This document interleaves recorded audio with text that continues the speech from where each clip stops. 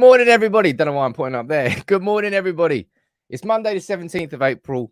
After last week, a couple of days in Marrakesh. We were back on Friday, but we're back here today for the beginning of hopefully, an excellent week for Manchester United.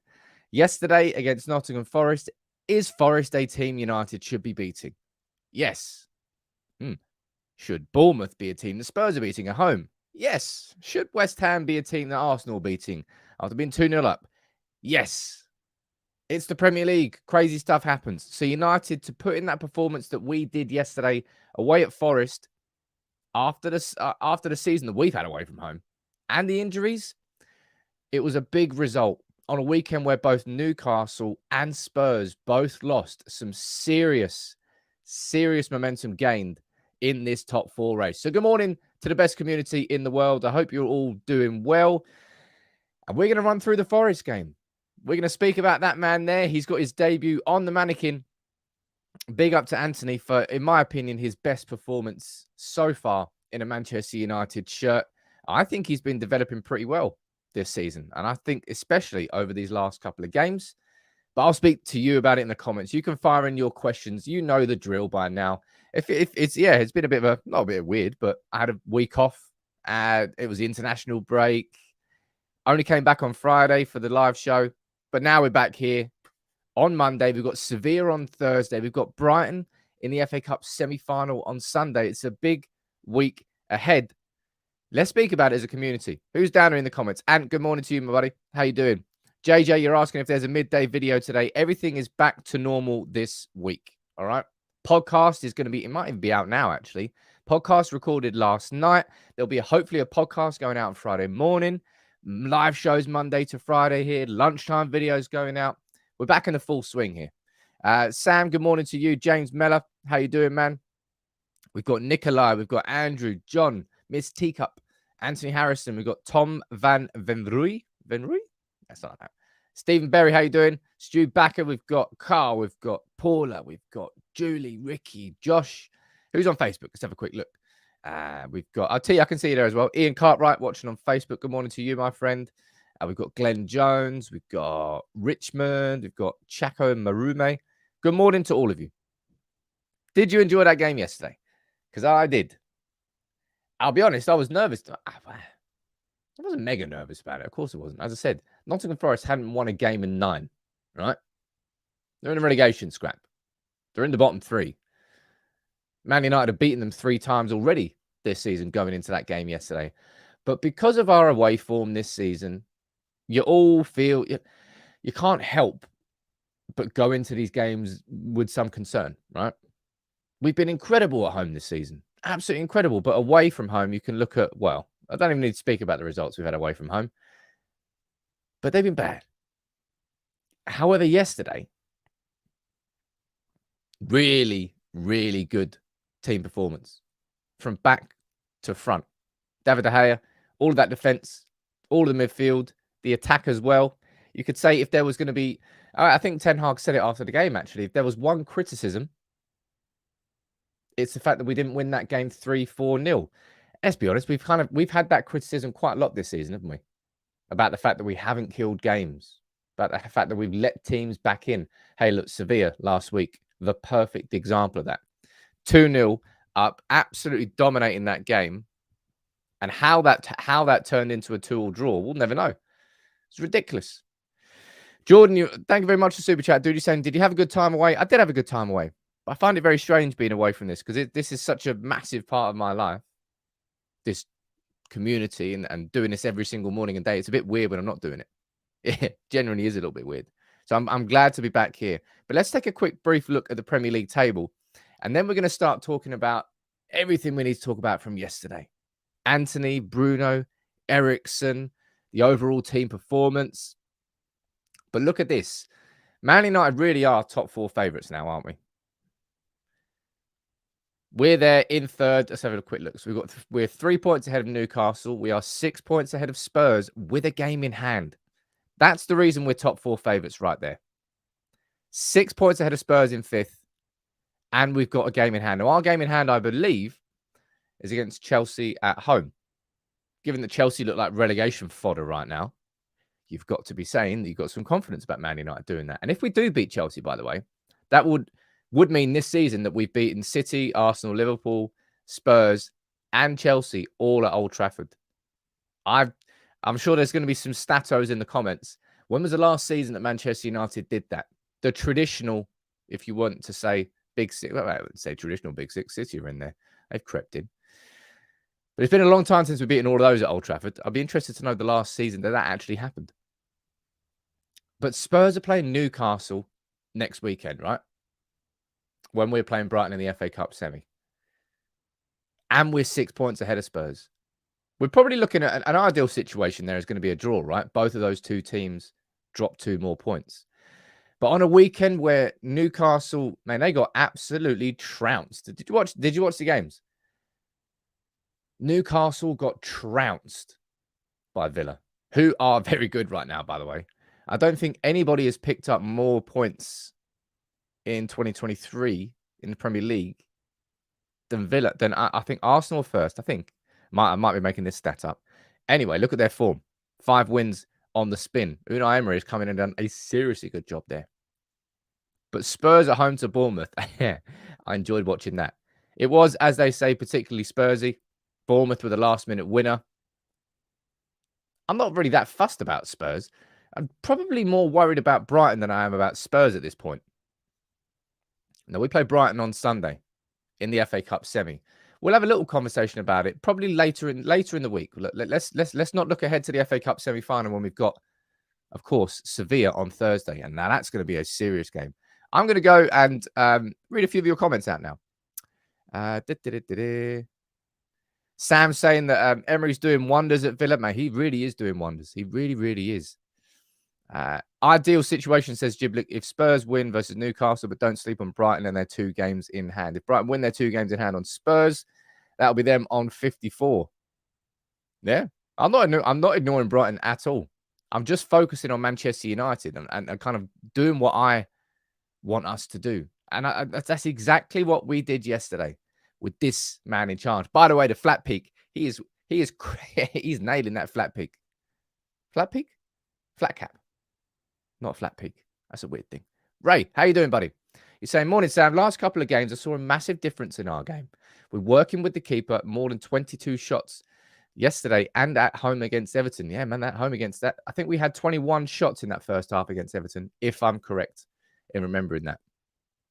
And yesterday, it was 2-0, but it could have and probably should have been like 4-0, realistically. In particular, that save from Keylor Navas from Bruno Fernandes, where he like fingertipped it onto the crossbar. That was an outrageous save. And that save he made from Antony when Antony cut to the right side, got a shot across. I think he parried and palmed everything away. It was a good performance from him yesterday, and it should have been more than that. But I think the reason I was so impressed by that game yesterday, right, was this. And this is actually probably going to be my lunchtime video today. I think that Manchester United, there was every excuse or reason for there to be excuses if we didn't come away from that game with the result that we wanted. Oh, we lost Martinez and Varane. Martinez is out for the season. Varane's out for 3 to 4 weeks. Shaw's not in there, so 3 of your back 4 are gone. What's going on? Sabitza's pulling out in the warm-up. You're playing without your top goal scorer that season. There's injuries everywhere. And it could have easily been, as I said, excuses for a subpar performance. But we didn't need any excuses.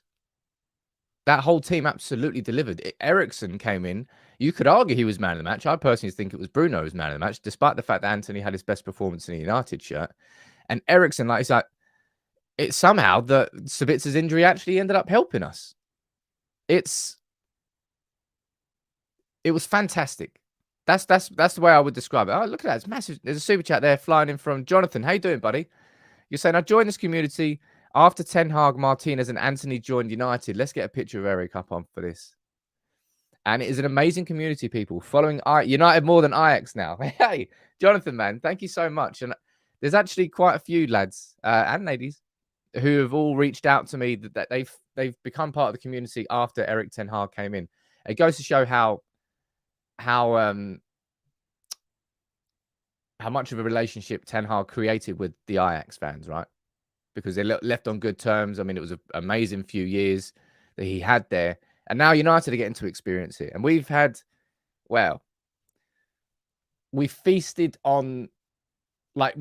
like kings for about 20 years in the Premier League. And then we were, there was a little drought, wasn't there? Last 10 years have been pretty dismal.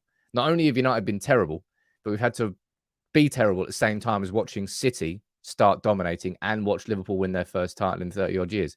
It's not exactly been the best of 10 years, but with Ten Hag now, the feeling has always been positive since day one, but it only continues to build and the excitement builds. Now, going back to the conversation, you were just, somebody there mentioned in the comments around don't sleep on Brighton.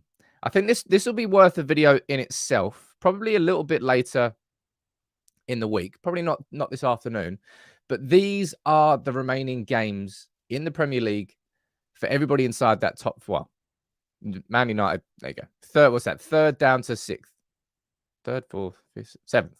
I can't do my numbers right. Who would you put down as favourites to finish inside the top four? You can type your two teams in now. I don't think we'll do that as a poll because there's too many different varieties and options. But I'd be curious to know who you think.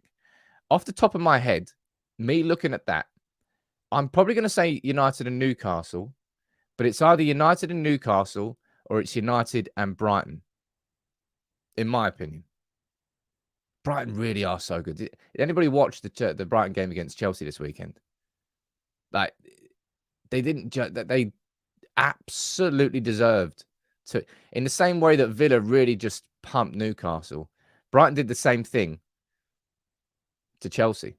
Really did. It is out. Can we just take their whole scouting department, lift it up, and just drop it in Carrington? They wouldn't mind. Of course, they would mind. Linked with McAllister. We'll speak about Fabrizio Romano's update on McAllister. We're reaching the point of the season where going to really. I try not to get too hyped up in transfer conversations too early. I try not to feed you that because. It just creates hysteria. It creates hype, sometimes where it's not necessary. And people get pissed off, rightly pissed off, because nothing happens. It's almost like nothing was ever going to happen in the first place. So I'm not speaking about it just yet, but there's so many exciting conversations we need to have around McAllister, around Caicedo, maybe around Evan Ferguson as well from Brighton. How good's Matoma too? Jeez, they're just a very, very good team. But looking at these fixtures, no, I'm gonna see what you're saying down here about who you think is going to be finishing the top four. Stephen, you're saying United and Newcastle. Let's have a look down there. Kelechi, you're saying United and Newcastle. Sam, you're saying the same thing as well. Vicky, so do you.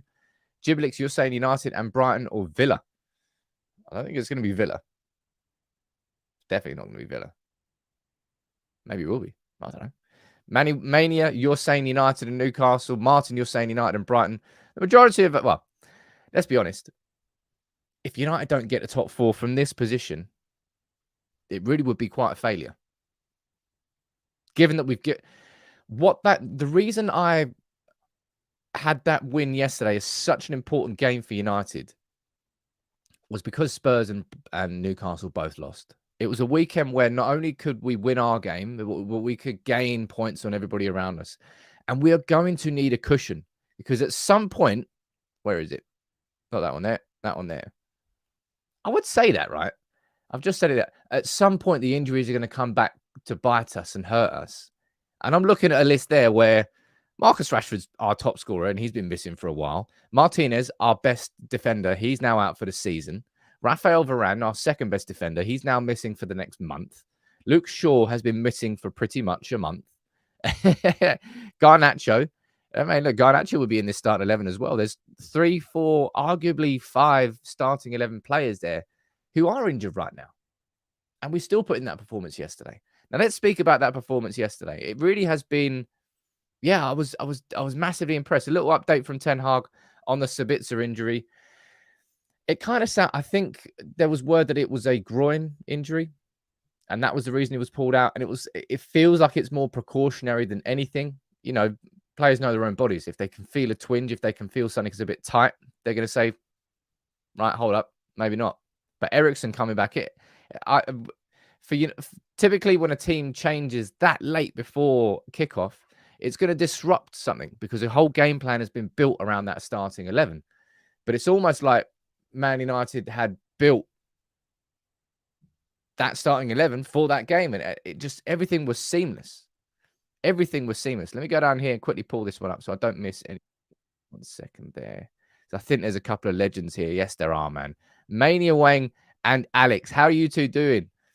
Both of you gifting 5 memberships. Let's get the gong out to kickstart the week. I should have taken some photos, actually. I went to a friend's house at the weekend, and he's got loads of gongs. Massive ones as well. Gongs. G-O-N-G. There's a super chat there from Max. Let me pull this one up. Chat GPT. Oh, look at that. In 2010-11, Man United won all of their home matches against Chelsea, Arsenal, Spurs, and City at Old Trafford. Look at that. I knew it would be a while ago. I did not know it would be over 10 years ago. That's impressive. That's how good Man United have been at home this season. Really have been impressive. And speaking about how good Man United have been with certain players, Fatty, nice to see you there rejoining as a member, dude. And welcome to, I know, it's just you actually. But Bruno, Casemiro, and Eriksen. Yesterday was the first time since the 28th of January. Think about that. The first time since the 28th of January that those three have played together.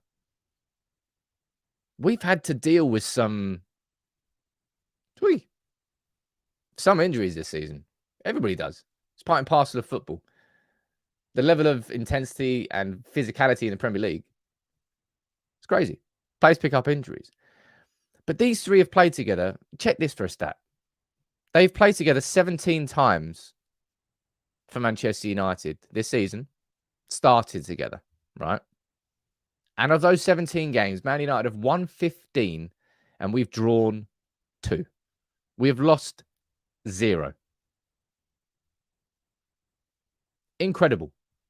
That's how important that those three are of the triangle of Manchester United's midfield. Hey, look, I don't even think many people, if any people, were really talking about Casemiro's performance yesterday. I don't think it was particularly mind-blowing either. I don't think he played that well. But when you've got those three together,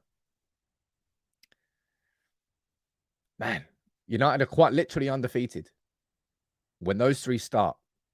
I imagine, well, that's a lie. We won't be seeing those three start against Sevilla on Thursday because Bruno Fernandes is, of course, suspended. Ridiculously. But that stat really is such an impressive stat. Now, who is a player who impressed you the most yesterday from those three? Because I don't personally think you can really look past Bruno Fernandes. Well, you can. You can have a sideways glance at Christian Eriksen.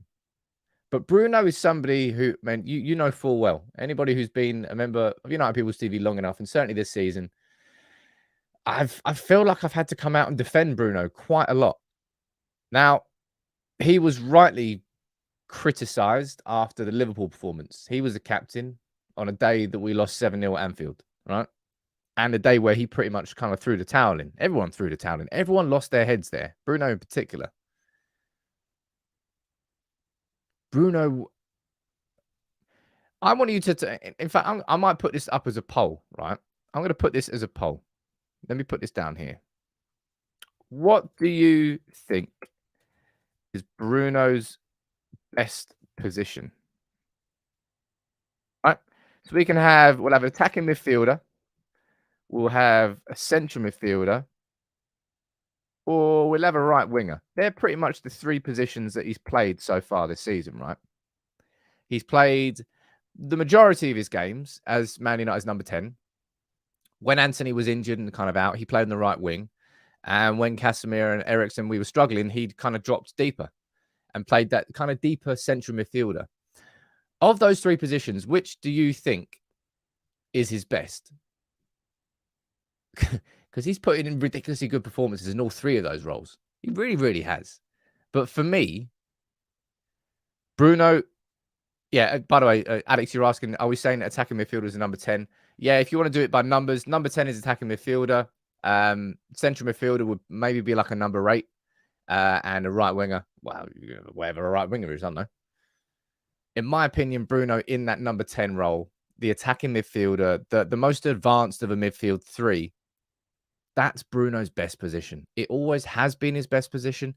It always will be his best position. No matter how good he was as a deeper line playmaker, was it Brentford and Everton where he did that? They didn't press him. He had tons of space. But against Forest yesterday, he just kept finding spaces with Eriksen complimenting him, finding the quick balls around the corner and breaking the Forest press. Bruno is just such a good player. Look at this, right? Some cracking stats here. This is from Opta. This is looking at attacking sequences. You can see down there, number of involvements in open play shot ending sequences. Now, whether that's a shot or a chance created or in the build-up to a shot. Nobody has been more creative this season than Bruno Fernandes. Now, look, he's played a fair few minutes more than Kevin De Bruyne, but compared to the rest of them, they're all there or thereabouts. Bruno Fernandes is such a good footballer. It's unreal. Really, really is. And that's why I've always personally found the criticism of him a bit strange, a bit odd. I think it's because he set the bar so he's kind of like the architect of his own not downfall, but he was so good in those first 6 months at Manchester United that people then compared every other performance of his to those first 6 months. And if he wasn't at that level, then there was something wrong. He's criticizing him, blah, blah, blah. Ten Hag loves him. And for all our injury concerns, and Bao had a go at me on the podcast yesterday, and I hope I haven't tempted fate. But I'm like, if anyone's going to be getting an injury, it should be Bruno. Given how involved he is in absolutely everything he does. Yesterday, no one covered more distance on the pitch than him. Only one person had more touches than him. He's an everything player. And he gives everything.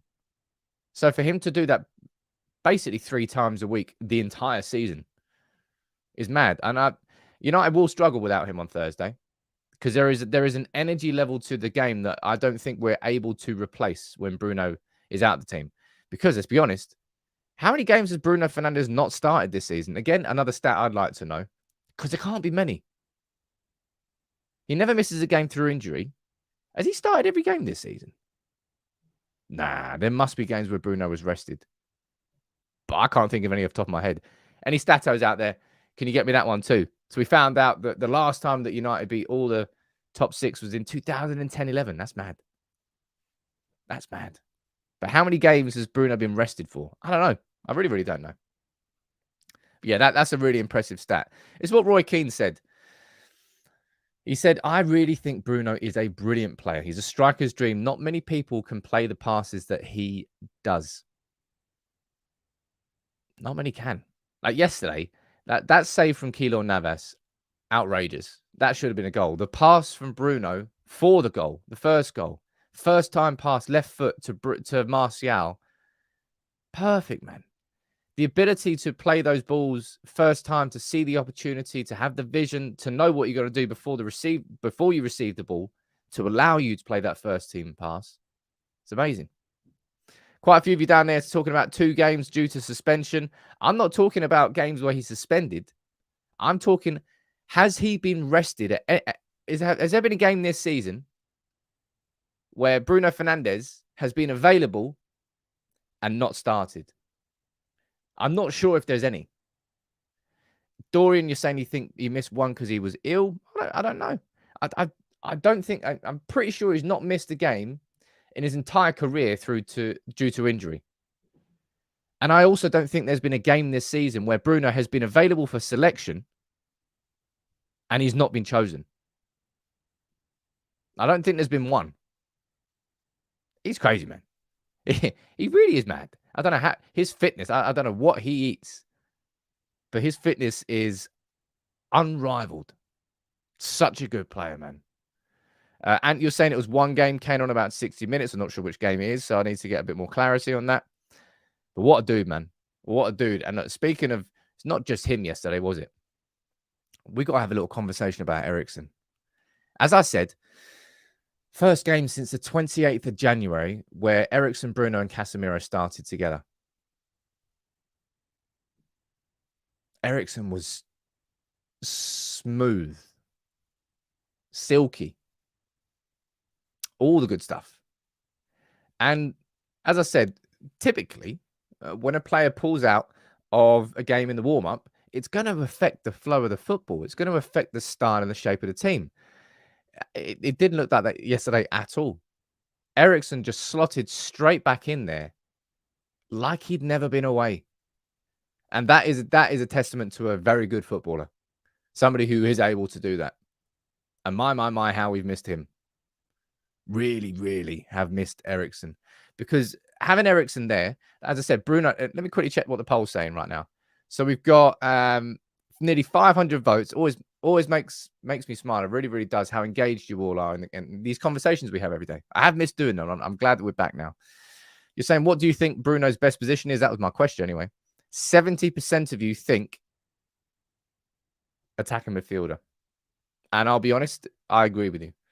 I think Bruno's best position is that number 10 role. And the reason it works with Eriksen so well is when Eriksen plays, it allows Bruno to receive the ball. There was a perfect example yesterday, right? I can't pull up the video because I'll get slapped down for copyright. But Man United were playing it out from the back. I think De Gea played it to Lindelof, who played it to Dalot, went back to De Gea, who then gave a first-time pass with his left foot into Christian Eriksen in midfield. Because Dalot had pulled wide, it gave space to Eriksen. And Eriksen, first-time ball, round the corner to Bruno, who was then in acres of space. And then Bruno received the ball on the halfway line and then drove forward. That's where Bruno's at his best. You want Bruno to be the person who's passing it into the final third. You want Bruno to be the player. Let's pull up these stats again. Not that one there. That one. Yeah. You want Bruno to be the player. Here, let's try and get these up too. 1 second there. 1 sec. I think I need to open something. There we go. Right. Right here. You want Bruno to be the player here. Look. 81 chances created. 73 involvements in the build-up to a shot. No one gets anywhere near him. He takes on a fair amount of shots himself. Not as many as Odegaard or Saka. Geez, look at Harry Kane. Bruno Fernandes is the creator. And he's so good at creating. I'm going to see what you're saying down here. September the 22nd, says Chris. Real Sociedad. Bruno did not start. That was at the Real Sociedad game we lost 1-0. And the reason that we had that game against Barcelona. I also think Bruno can make threading passes, says Dave. He absolutely can. Villar saying, stop comparing Bruno to KDB. Have you seen how many assists KDB has in the Premier League? Have you seen how many assists Bruno's had in the league since he joined? I think Messi's only got more than him. He's got like 60 goals, 50 assists? Man. Hey, Phil, this is a very good point here, right? De Gea yesterday, his distribution was good. I still stand by my... It's an opinion, man, I've got of David De Gea. I still stand by the fact that he is not the long-term goalkeeper for Manchester United. And in a dream and ideal situation, we'd be able to replace him this summer.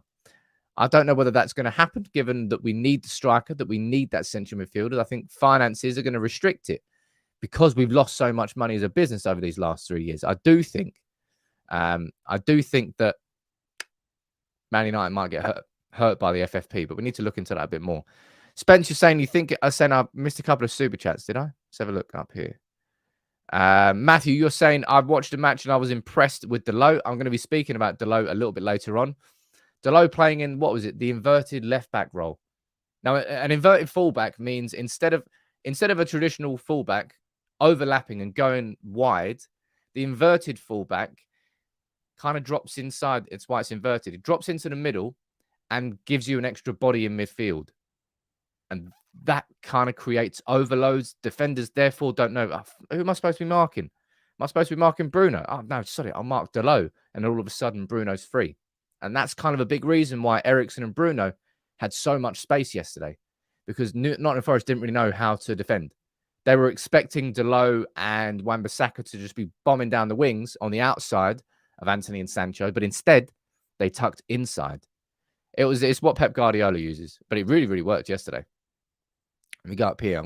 I always hate missing super chats, so I apologize if it did it. Let me see if I go down here. Oh, Spence, how you doing, man? I did miss that one. So sorry, man. You're saying, welcome back, Sam. Just imagining how good we could be with a proper number 9 with all these missed chances. I'm tempted to do a video on it today, Spence. I'll be honest. I'll probably do it tomorrow. I want to do a video on Man United, on the resilience that we've shown, especially with these injuries, especially after the look, again, Man United bounced back. Another disappointing, it wasn't disappointing. It was a disappointing result against Sevilla. Certainly disappointing second half against Sevilla. And we bounced back again. So much resilience. And to do that after losing Martinez and Varane and so many injuries piling up. Really, really impressive. I think I mentioned it a little bit earlier. Casemiro is kind of looking like, in my opinion, Casemiro is looking like a version of himself that hasn't played too much football in the last 4 or 5 weeks. That's probably how I would describe Casemiro in these last couple of games.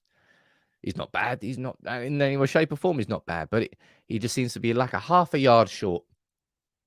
And he'll get over that, and he'll be absolutely world class again very, very soon. I hope it comes against Sevilla away. But yeah, he does look a little bit of a half yard short, doesn't he? I think so anyway. I'm not nervous about it or worried about it at all. But I can't believe it's been half an hour before we've had this conversation, right? It feels like it's good to. I love these chats. I love this conversation that we have every morning as a community. But we've got him here on the mannequin for his debut. There he is up there. This is the latest Stan Chow, by the way. Stan, he's been an absolute hero and a legend. I've got some seriously cool giveaways, including, I believe, one of these very, very soon. And that's the giveaways here, right? Let me just take a quick 30 seconds to explain all of this. We're doing the giveaway for the Xbox Series X. Make sure you please enter that raffle. It's only £1 a ticket. Someone's going to win it. Last month, a member of the community won a PS5. This month, it's going to be here, an Xbox Series X. And next month, who knows? Also, I've got a seriously good giveaway that's going to be announced tomorrow. It's only going to run for 2 or 3 days. You don't want to miss that one. Trust me. It's not really a giveaway. It's more of a competition. But it's a competition that you want to be involved in. And I've got quite a few Stan Chow posters down there to give away. I haven't done it yet just because I've just been a bit busy. But Dan's going to help me. Community manager. That's the giveaway I'm going to be doing for the League Cup final commemorative scarf. That's going to a member. Yeah, it's cool. It's really, really cool. See, if you're not a member, or not a member, sorry, if you're not a subscriber to the channel, you really should be, because you definitely don't want to miss out on these giveaways this week. Let's talk about Antony, right? Antony, like Bruno Fernandes, I think, is a player I've had to defend quite a few times this season against criticism. I think some of the criticism of Antony early doors, I could understand it. I feel that if Antony's price tag was 40 million, I don't think he gets anywhere near as much stick or criticism as he's been given. That was his best performance in the United shirt yesterday. I'm not just talking about the fact that he got a goal and he got an assist. Although, let's be honest, it really does help. it was like the manner of the goal. It was the manner of the assist, and it was the manner of the overall performance. That goal that he scored, he was there first to react to the parry from Keylor Navas to knock it in. Not every goal's got to be an absolute blinder, right? Not every goal's got to be a blinder. And it was smart play from him. And the assist itself was really, really good. Picking up the ball, drifting inside, cutting through 3 to 4 Nottingham Forest players and playing a lovely weighted ball, spotting the run of Delo, and Man United made it 2-0. I think he's had a very, very impressive debut season at Manchester United. I don't know how many goals or assists he's got. I think he must be nearing double figures for goals and probably on like 3 or 4 assists. But the reason I've been impressed with Antony is I think he's shown some genuine development in these last few weeks. That game against Nottingham Forest, he took a shot on his right foot. Keylor Navas made a smart save with his hand, parried it out. Against Sevilla and I think Everton as well, he went on the outside of his man. He didn't just drift on the inside. That's his favourite. That's his go-to. And clearly in the Eredivisie, he could just do that all day long and it worked. So he's just brought that mentality to the Premier League and it's not particularly easy. But I think look, man, it's weird. I don't remember Jack Grealish getting as much stick as Antony's got. But at Manchester United, as I said, because we ruined childhood so much, any player who is at our club will be scrutinised more than any other club. Because people want United to fail. They are desperate. They have feasted on. I've explained this earlier this season. They have feasted on our carcass for so long. They've been enjoying it and reveling in United being crap for ages. So that's just their go-to now. So the idea that Antony's coming in, they are going to give him stick. But I think he's had to deal with a lot of stick this season. Some of it's self-inflicted. I'm not saying he's had a perfect debut season. What's by any stretch of the imagination. But I really, really enjoyed his performance yesterday. Dan, you going there saying Sleeping Giant is being awoken. Reminds me of the protest video I made. I use that as a bit of a narration on it. Sancho worries me, says Daz. Yes, I spoke about Sancho in the podcast in the match reaction as well. He's very indifferent at this moment in time. I think the way I would explain it with what it feels like with Sancho is it's kind of like he's playing football a little bit differently to the players around him. Sancho would love to be in the situations like Everton at home. That wonderful, but I'm not sure there's anybody else. Bao said it in the podcast. I'm not sure there's anybody else who finds that ball with that pace to McTominay than Sancho. But Sancho really likes intricate, tight footwork and movements. Rather than, in my opinion, that's kind of how he's playing. Rather than like drifting past players. I don't quite know. But Antony's been very, very impressive. This is what Ten Hag said about Antony. Let's pull this up full screen. Let's go here. He goes, when you're a striker, you need end product. He already has it, as he has scored in all competitions now 8 or 9 goals in his first year at United. There's still games to go. He has to do it.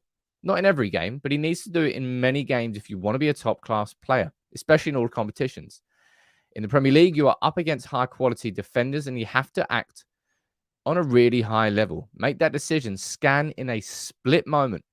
And you can only do it in that moment. He has to step up. But there today is an example where he makes good decisions with both goals. The right decisions. And I think that's probably a really good way to describe why it felt a little bit different with Antony yesterday. Is his decision-making was a little bit better. It wasn't perfect. In particular, I think was one move, the move I was explaining earlier, actually, where De Gea passed it to Eriksen, that first-time ball round the corner. Bruno ran forward, gave it to Antony. And then Antony, when he was on the edge of the box, Eriksen was like hands in the air on the edge of the box. And all Antony needed to do then was just roll it back to Eriksen. And it probably would have been him sweeping it in for a goal. It wasn't perfect. But I'm just enjoying it. I enjoy watching United players who who come through adversity and prove people wrong. Because it makes it builds a, I don't know, like a connection between you and that player. An affinity, if you want to call it that. I've been enjoying watching him play for United all season. I've been frustrated at times. I think the Nani comparisons are slightly fair. He's in the idea that he's one of those players who he might frustrate you. He might piss you off. But he's the sort of player who can change the game at the flip of a coin. Really is a good player, man. Really, really is a good player. Let me see what you're saying in the comments down here about him. Jason, you think he's going to be a monster next year? Paul, you're saying, strikers need to anticipate the goal across. Yeah, that happened quite a few times yesterday, didn't it? I think it was Bruno 5-1 in with his left foot. I think it happened once as well when Antony could have been at the back post. Those balls that are fizzed across the 6-yard box where if you just get a body part in the way that's not your arm, it's probably going to ricochet into the goal. United need to be better at getting into those positions. I think so anyway. What else are we saying down here?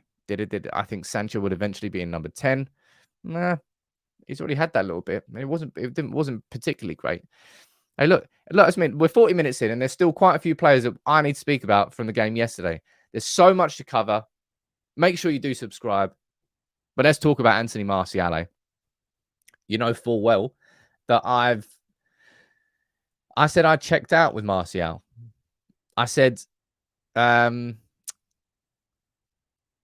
don't want to let myself get excited about the idea of Martial playing for United again because I know how the story is going to finish.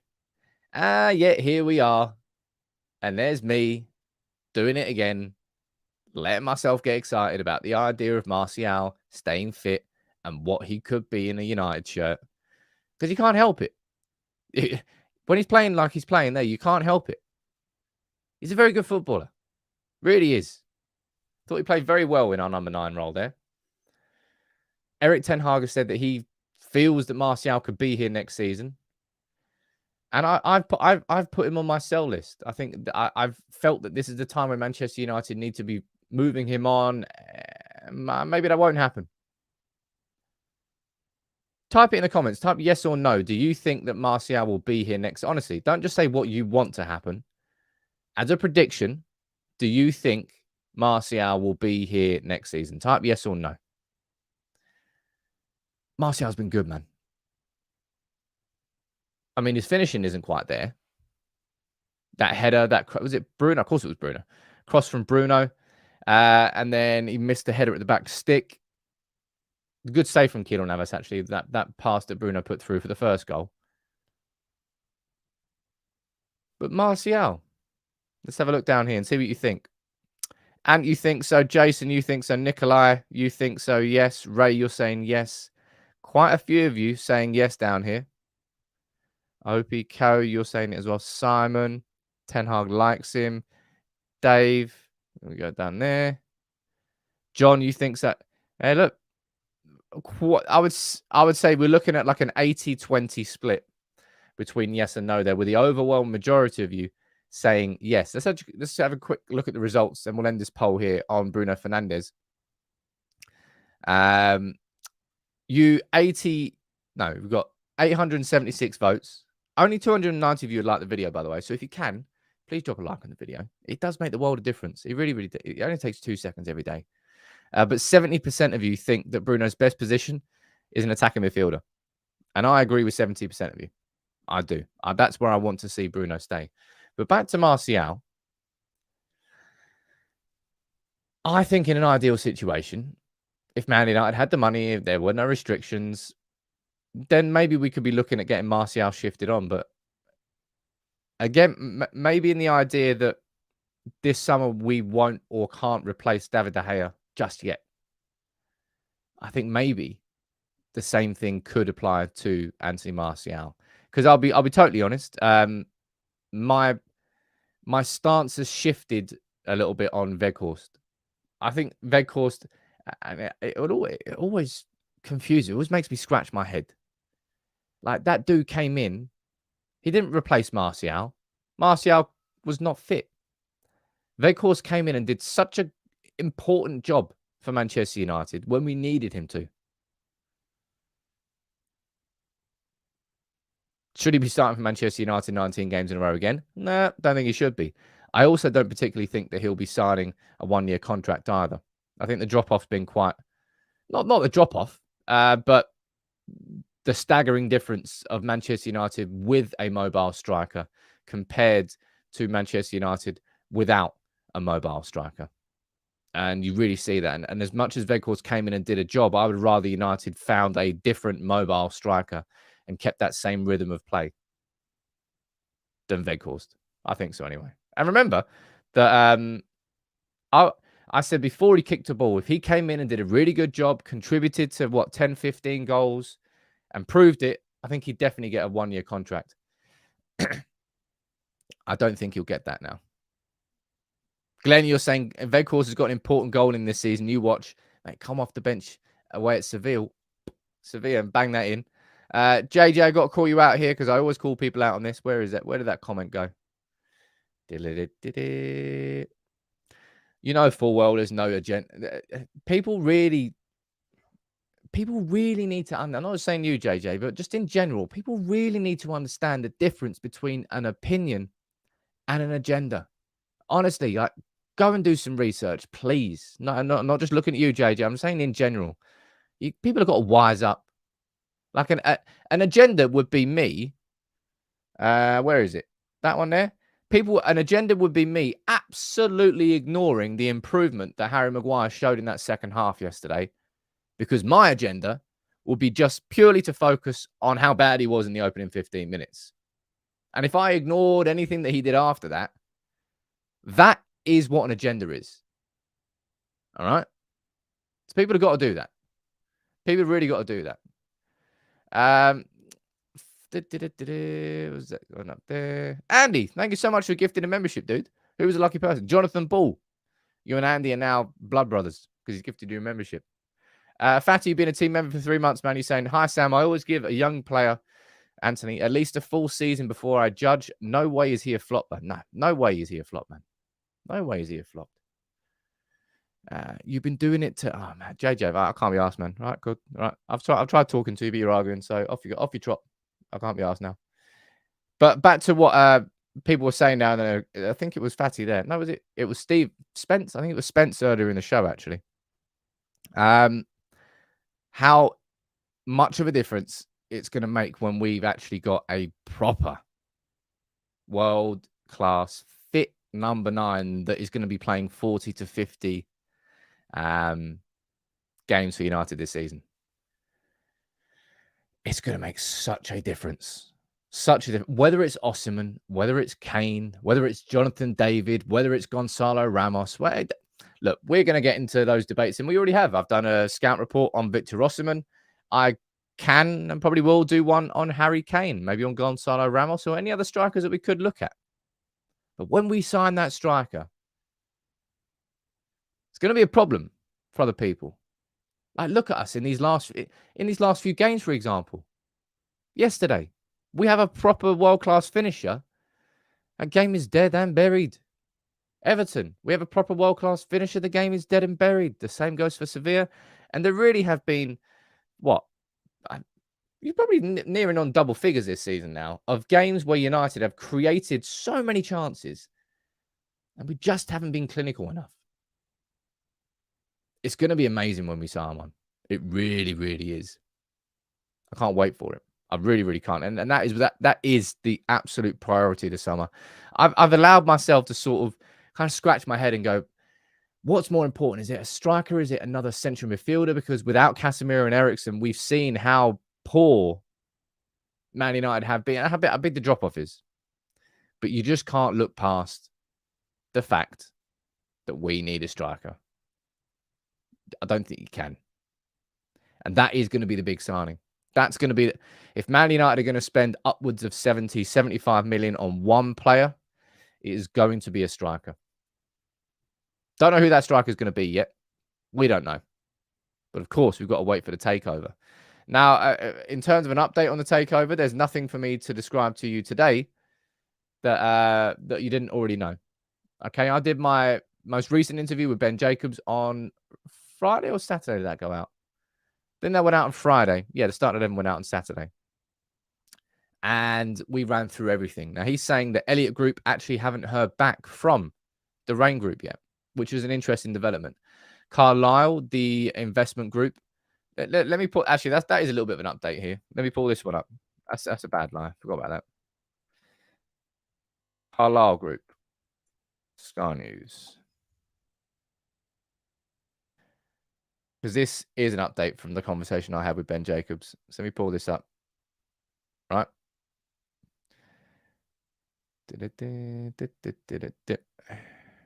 Right. 1 second there.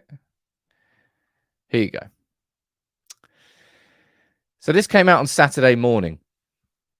That Carlisle, Carlisle is not Carlisle, the place. Carlisle is another investment firm in America, like Elliott Group Management. They hold assets in excess of $350 billion. They're exactly the same as Elliott Group. So when this came out on Saturday morning, there was alarm. There was questioning. What? Where is this one? Another minority bidder coming out of nowhere. And I'll be honest, this one very much feels like a strategy. This particular one, the timing of it, you just look at it and go, why on earth would that? What was that, like nearly 2 weeks after the second bids went in, after the third round of bids got announced, and all of a sudden, Carlisle have interested? No, come on, this one, I don't think the timing of this one matches up. Right, that's a personal opinion, right? Spoken with Ben, he's confused. I wouldn't say he's confused about it, but we speak privately as well. He's not looking at this with any particular seriousness either. All right, and my personal take on this is don't be worried about the Carlisle situation. Famous last words, of course, but it feels like that's a bit of a tactic from the Glazers to sort of try and squeeze that extra 10, 20, 30, 50, 100 mil. I don't know how many mil they're going to be trying, but this feels like a tactic more than anything else. That's what my personal take is on that. That's not coming from any insider information. That's just my interpretation of all the news. Matt, how you doing, buddy? You're saying, it seems to me that Sancho keeps regressing. Am I just being too critical? I think we need to move on, especially if Garnacho extends his contract. I think it's being a little bit too critical, Matt. I wouldn't say he's regressing, but I would say that he's not shining as brightly as probably many of us had hoped after he was given like 3 months off. Like Ten Hag did everything to really, really help him. But I think the Jack Grealish comparison, Bao did this in a podcast. I thought it was kind of fair. Like, it took Jack Grealish a fair old time to really establish himself in that City squad. He was signed for 100 million and he was labelled everything. Actually, it wasn't labelled anything compared to what Antony's been labelled as. But look at Grealish now. Grealish looks like one of City's top 3-4 players. Absolutely unstoppable at the moment. It's just taken him a long old time to really settle in. You could say the same thing will happen with Sancho, and I think we all would. Because there is a serious player there, man. We know it. There is an absolute serious player there in Jadon Sancho. We've seen it in flashes. We'll always remember that Liverpool goal from earlier this season. But we're yet to see the consistent... And it was a bit weird. I think it was against Brentford and Everton, where there were 2 games where Sancho really started to sort of, okay, here he is. And then against Sevilla, he just kind of disappeared a little bit. Against Forest yesterday, I would say he was probably the least effective of our front 4. He's still finding his feet sometimes. It's, the Sancho one I do find a bit strange. I really do. Miss Teacup, you're saying, Sam, if you could ask Erik Ten Hag one question, what would you ask him? Really curious about that. That's a really hard question. I should have read your comment out in my head before I read it there, because I've got absolutely no idea what I'd ask him. I've got to try and think about that one. I'll try and think about that one for tomorrow, but I'll probably forget. Alex, you're saying Sancho will definitely benefit from a proper number 9 in front of him. I think he will. The structure of the team isn't quite there yet. The structure's there when we've got Casemiro, Eriksen, and Bruno. You know how that midfield's setting up. That's fixed.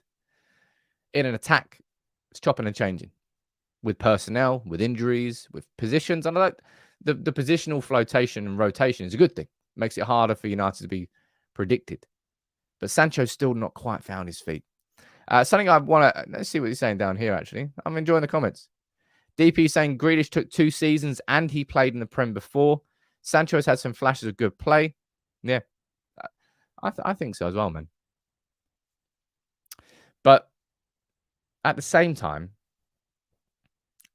there has to be a cutoff. You can't just give any player just a hall pass because you want them to be successful. And Ten Hag won't do that. I don't personally think that he sees this summer as the time when, if it's not working out for Jadon Sancho, he's going to be selling him. I think Jadon Sancho is going to be here next year. And if at the end of that season that you can look at him and go, well, it's just not really worked, then I think that Ten Hag will look to move him on. I don't think it happens this summer, and I don't think Ten Hag is even really thinking about it. That's what I think so anyway. Something that happened yesterday might have kind of gone under the radar. Look at me, my David De Gea agenda. Hey! David De Gea now, he's top in the Golden Glove race. Manchester United now, I believe, have kept, I think it's 27 clean sheets this season, which is more than any team in Europe's top 5 leagues. And our goal difference is abysmal. It's those big results that we've had against City. Well, not big results in a positive way. Those trouncings against City and Liverpool really hurt our goal difference. But it's impressive how many clean sheets Manchester United have kept this season. Really, really is. David De Gea now top in the Golden Gloves race. Yeah, he has impressed in that sense. But yeah, there are other things I don't think he has impressed in. And I've spoken about them again, but I can't be bothered to get into a conversation. Yes, yesterday was not a time where we need to speak about any negatives of David De Gea's distribution, because I thought his distribution was very good yesterday. Good mid-range passes. That pass in particular to Eriksen with his left foot first time into space. I was like, yeah, that's the sort of confidence that I want to see from our goalkeeper. It was good. Now, in terms of Manchester United's defensive options, as I said, that was my biggest concern yesterday. We'll wrap up on this conversation, I think. I was dead concerned about how Man United would shape up with Maguire and Lindelof there instead of Varane and Martinez. And we've seen it this season before. The drop-off's huge, and how we play out from the back is very different. Fair play. Maguire and Lindelof, I think, overall, they're going to be fine and happy with their performances. I've always maintained that I think Lindelof's a good centre-back, and I think he'll stay at the club next season, and I think he'll do a job. Don't know why my voice went up there, but it did. Maguire, I don't think he'll be here next season, but fair play to him. I think after the first 15 minutes, he really settled, because in that environment, it was tough. He made it difficult for himself, didn't he? He got yellow within like 5 minutes, then made a couple of mistakes, and the Forest crowd ended up jeering every single time he touched the ball. He made that hard for himself, but he improved. Fair play to him. He coped with that, and it's good to see Man United. And that's probably the most impressive thing. I think we've said that quite a few times, is how United have managed to cope without these players, and that is what my lunchtime video is going to be on, because it's another different element that we haven't. We've spoken about setbacks, and we've spoken about responses and reactions to them. But for United to do that yesterday against Forest, away from home, where we've been so poor this season. I know we've not been poor against Forest because we're now 10-0 against them over 4 games on aggregate. But we coped with those injuries well. Players came in, players stepped up. And yeah, I think that was very, very impressive. Last couple of minutes of the show, I'm going to answer all the questions that you want to fire in. Any questions can be about the game yesterday. It can be about something else. It can be about Sevilla or Brighton. I'm going to hopefully be going to the game on Sunday. That should be exciting. I was there for the Newcastle game. I'm going to try and get to probably a game up at Old Trafford as well. I've only been to Old Trafford, once this season. It's abysmal. Absolutely abysmal. It's the ultimate irony of me running this channel, is because it's grown, it's actually hard. It's harder for me to go to a game. I can't do my job properly here with this when I go to the game. It's the ultimate irony. But yeah, I definitely want to go to at least a game or two at Old Trafford this season. Hopefully, going to be going to Budapest too. Jay, how you doing, man? You're saying, do you think there will be a huge backlash from fans if the Glazers stay? That's an absolute given, Jay. There is going to be a protest in 13 days against Aston Villa at home. From the 1958, they're organising that one, and it should and could be a huge protest. I hope it will be. I was there for the Liverpool protest last season. There's like 10,000 United fans were there. I hope it's just as big against Aston Villa. Matt, you're saying, are you going to update on the buy-sell list? I will do a video update on that, Matt. Probably in about, I think I said the end of May I would do that one. Or the end of the season? I'm going to do it at the end of the season and see if anything's changed. I think that'll be an interesting video. Gabor, you're saying, Sam, what are your thoughts on Antony's reaction when Maguire came to celebrate? I've seen that video. Antony's all smiles and then he sees Harry Maguire and his face drops. I don't really know. Can anybody else give me like an explanation as to why he would have been pissed off to see Maguire? Because obviously it's going to feed that narrative. It was quite funny. It was quite funny. I've no idea as to why he did that. And you're saying, Sam, do you think big signings are realistic due to FFP? Surely we need to sell and sell well if you have any chance of that. And yeah, that's why this summer's got to be different for United. I think we need to make in the region of 100 million from sales for us to have the summer that we want for Ten Hag. And that's going to be I think McTominay, I think Maguire, I think you got Baye, we got there's a load. I think there was like 10 plus on loans and permanent deals. We need to sell well in order to buy well this summer. Alex, you're saying, Sam, Lindelof said he wants first team football. If Inter offer 31 mil, would you sell him? I mean, you think you probably would, wouldn't you? I think you would. But you'd have to buy another centre-back. So it's not as if you make a lot of money. But Lindelof, it all depends on player happiness. If Ten Hag can't manage Lindelof as a second-choice centre-back and maintain his happiness, then he's going to be an issue then inside the squad. Maybe you need to sign somebody a little bit younger who would be happy in that position as a backup to Varane or Martinez. Why Man United considering selling Aaron Wan-Bissaka, says Bobby. Good squad player, better than Dalot. I thought both of them played very well yesterday. Wan-Bissaka, if there's going to be any player that I've got it spectacularly wrong with this season, it's definitely Wan-Bissaka. I completely wrote him off. I thought he had no chance. It's been really, really good. And yesterday, another impressive performance. But look, I'm going to wrap this one up for today. That was a wicked show. I'm so happy to be back here properly. I'll be here Monday to Friday this week, full week of live shows. We've got the Xbox giveaway here. There's going to be a different competition launched tomorrow, plus different giveaways. Make sure you subscribe to the channel if you're new. You don't want to miss out on those. I'll be back here at lunchtime with my typical lunchtime videos. I'll be back here tomorrow morning with another live show. The latest episode of the podcast is going out today. So if you haven't listened to it, you can listen to that. Me and Bao chatting about the game yesterday. Yeah, lots of content. Follow us on TikTok as well. There's going to be a short video that's probably going out around about now. Chris, you're saying, despite all the injuries and suspensions, I don't see us losing this game as long as we are switched on. Bruno or not, bring on Sevilla. I'm really, really looking forward to that game against Sevilla now. Christian Eriksen said, oh yeah, we're looking for revenge. We haven't won away at Sevilla. I was there for the 0-0 against Mourinho. Great city. Terrible game. That was abysmal. That was a year we got knocked out by Sevilla. What was it in the round of 16? Was it quarters of the Champions League under Mourinho? It was poor. It was poor. Alex, you're saying the podcast is already out on Google Podcasts. So the podcast is already out. You can go and listen to that. Make sure you check out the lunchtime video when that comes out. Thank you all for tuning in. What community? Glad to be back. I'll see you soon.